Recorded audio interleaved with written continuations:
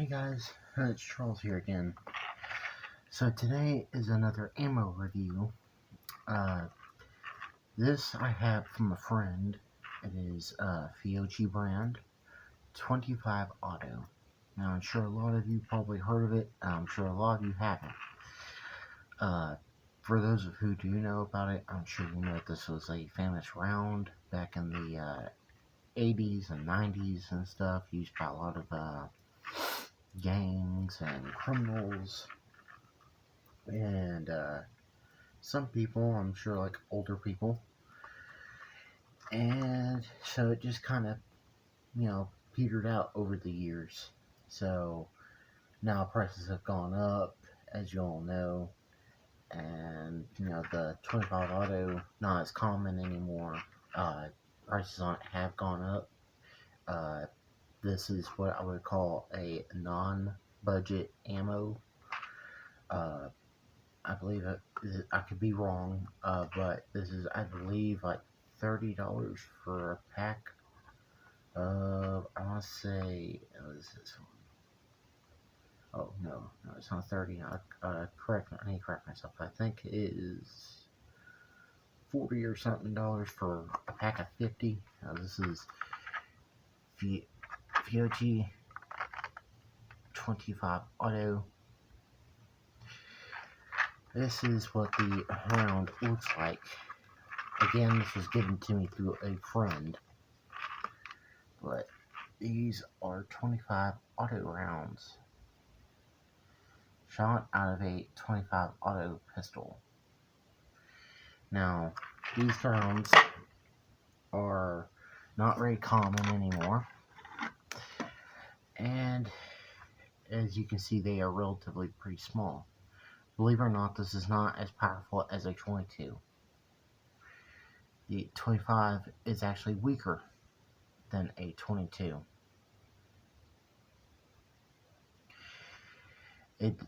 This one is a 50 grain bullet. So this is probably accurate to about, I want to say, 10 feet. Okay, maybe 15 max or so. But I'll say that this would be better than nothing. It's still gonna hurt if it hits you regardless because it's a bullet. Let's face it. If a bullet hits you, it's gonna hurt. If it hits you just right, it can kill you. So, really no argument there. Now, up next, I have 5.56, a very common, very well-known round around the world, just like the 7.62x39. This is the PMC brand. It is 62 grain. It is going at 2,920 feet per second. Pretty hot ammo. And this is a box of 20 rounds. Now, I did pay less for this because I got it at a store that was going out of business.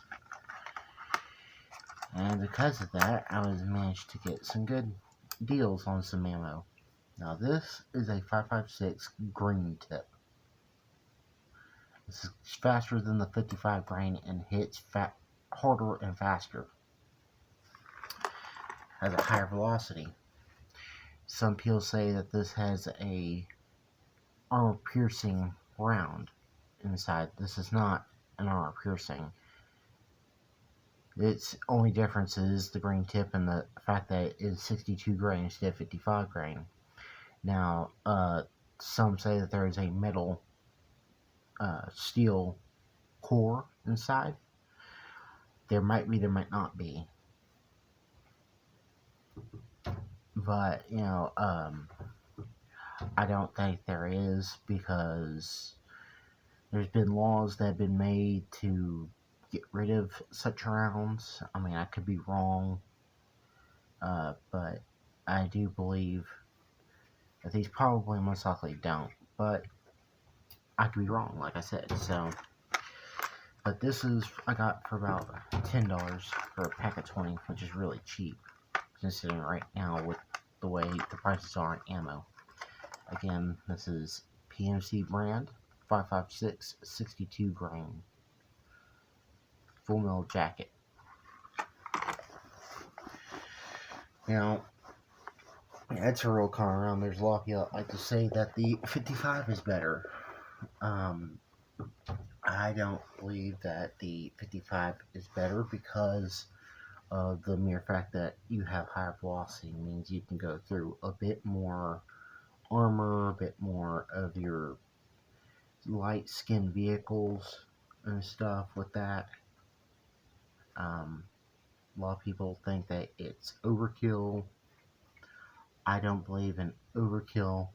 I mean, as long as you get that bullet hit it just right and you manage to have that bullet not hit anything else behind your target and it doesn't cause any harm or damage to anybody or anything, then, or than what you're intending to hit, then I don't see a problem with it.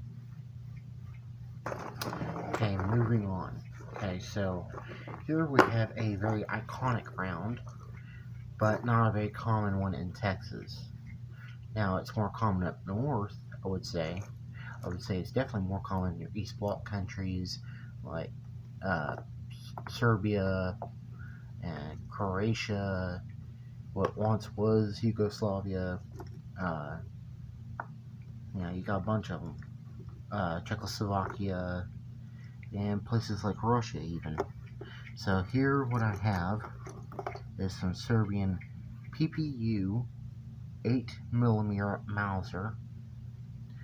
Now, this is a soft lead tip. Let's see if you can see that a bit better. As you can see, the discoloration from the main body of the bullet. It is a lead tip round. It means when it hits upon impact, this piece right here is going to flatten out and it's going to make a bigger hole exit wound. Now, this is a very iconic round, very commonly found like places like Europe, some places in the Middle East, here in America, up north usually, Canada at one time. I don't know if they still are. This is Serbian ammo though, and it is a PPU brand, and this is 198 grain bullet. Has really high velocity. I'm sure you've heard of the 303 and the 30-06 and the Mauser round, which I am unfamiliar with on the metric system of the number. But all those four are really iconic rounds. A lot of people have in their homes, a lot of people have in their militaries, or used to. Some still do. So here's another 8mm round. This, I am not sure of country of origin or what grain it is, but as I can tell, it is a steel case, full metal jacket round. And the thing about it, it has a red primer. It says 2278 on here. 22, I'm sure, being the factory, and 78 being the year. Now, I've had these for a while. I've had them for a little over 3 years. And here I have another full metal jacket, unknown country of origin, and what grain is unknown. But this has a 12, a 50, and a 0, and one little line on here. Now, I'm sure 12 is probably going to be your factory, and then the 50 is probably 1950. This one looks to be like an older round. Now, I have that, and I have one more. I have silver tip, nickel plated, I'm guessing, full metal jacket. bull round. Um, it says 15 on here, or no, sorry, 51 being the year, and 3 I'm sure being the factory. But I'm unsure about these, so if anyone knows about these, feel free to say stuff in the comments about it. Um, so that would be uh, a common round, like I said. And some places like here, like where I live, is not so common. You have more of your 30-06, your 270s, 243s, um, stuff like that, 308s. Um, Now, the type of rounds that I prefer out of a full full size rifle, um, like a bolt action, uh, my favorite rounds are gonna be your 8mm, your Burst 3, the Mauser round, the 308 is okay with me. I mean, I'm not wild about it, but it gets the job done. Um, Another round that I'd like out of full sized rifle round, probably 22 250, which is not common here at all, hardly. Um, I don't have anything against the 30-06, except that I just wouldn't use some of these rounds for like deer hunting. You can use them for that, but to me they're too big. A 243 is definitely good enough. I mean, you just gotta place your bullet good, Um, 22 250 would, I think, would be excellent for deer hunting. I don't know if you can use that here in, say, Texas. I don't think so because of the size. They have to be a particular size. Uh, but I know it would make an excellent coyote hunting round, especially here in Texas. Uh, Especially for pig and other things like that. Uh, a 308 would be good, for deer hunting around here. Um, 270 is great. A 30-30 is great. All those are excellent hunting rounds for deer. They're not too big, not too crazy. Somehow people around here in Texas think that you have to have a big gigantic caliber to hunt a deer. And that's just not so. You just gotta put the bullet where it goes, Uh, Look for the neck, the head, uh, chest area. It's not that hard. It's just, I think, a lot of people here in Texas that hunt with big rounds. Not all of them, but a lot of people, I think, are just lazy. They don't want to have to do the practice. They don't want to have to learn how to place your bullet. It's not hard. You can practice it at home. It's not hard at all. You can just go out to your backyard or a big room in your house or something. Get out your gun, make sure it's unloaded and all that. So it's practicing taking it on all safe while shouldering it, looking down your sights, and aiming at a picture of whatever it is that you're trying to hunt. And do your breathing techniques. Breathe in, exhale, breathe in, exhale, and as you're exhaling, pull the trigger. It will help you hit your target. Instead of holding your breath like a lot of people say to do, that does not help. That speeds up your heart. It makes it where you start shaking and you'll mess up. You'll miss by an inch, could be a full foot, could be anything. Could be missed by any number of measurement. When you do that, you always want to take a deep breath, exhale, breathe in, breathe out, breathe in, breathe out. And as you're exhaling, pull the trigger. And you can practice that at home. Use snap caps in your rifle so it doesn't mess up anything whenever you dry fire your rifle or pistol or shotgun or whatever it is that you're using. It's not hard at all. I do it a lot at my own home. Practice with what firearms I have regularly. You know, I don't require any tactical suit. I don't require any kind of, you know, excessive military gear. I just, you know, use what I got and, you know, make do with it because I'm on a budget. I'm not rich. I'm not anything like that.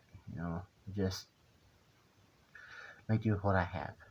Another thing I would recommend people do is get a good knife, a good survival knife. As you can see, this one has a hammer to the back of it on the handle. Sometimes you'll see skull crushers, which are a big pointed piece of metal, like a spike out the back. This one has a fire starter. It is, if you can see that silver lining right there, that is for starting the fire. You rub this thing,